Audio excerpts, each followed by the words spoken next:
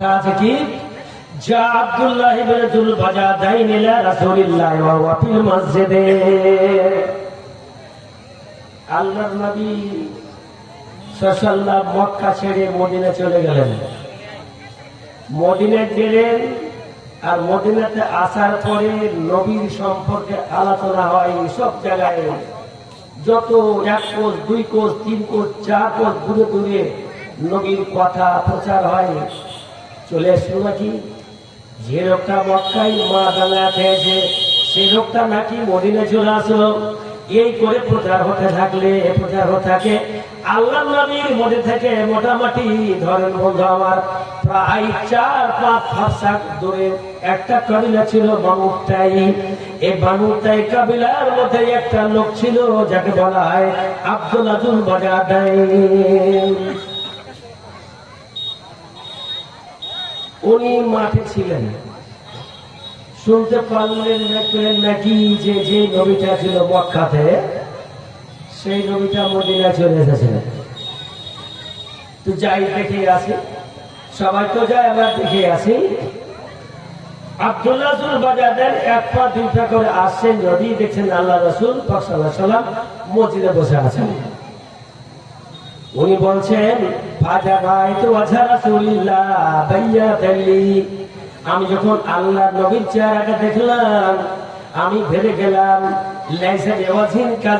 মিথ্যা কিন্তু চেহারা নয়, এটা সত্যবাদী চেহারা, এটা নবী হবেন।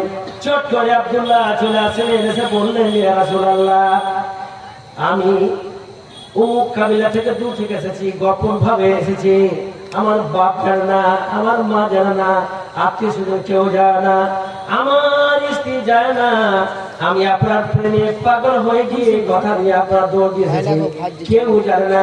অনেক রাত্রি বেলায় সেখান বাড়িতে আর রাতারে হাঁটতে আমার কাছে কোনো যানবাহন নাই, উট নাই, ভেড়া নাই, কিছু নাই, আর কিছু নাই।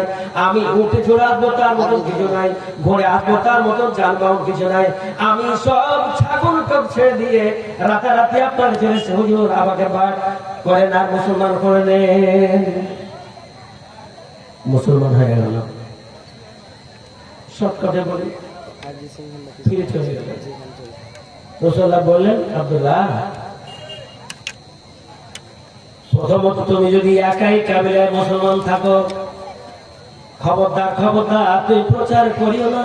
তুমি নতুন মুসলমান, প্রচার করতে লাগবে তখন যারা 360টা ভূতের পূজা করে তোমার কথাটা আল্লাহ শব্দটা এত ভারী, এত কড়া, এত তিতা, এত ঝাল যে সারা আরব কান্ট্রির মধ্যে মদিনার আশেপাশের গ্রাম তাকে মানতে বাধ্য হবে না।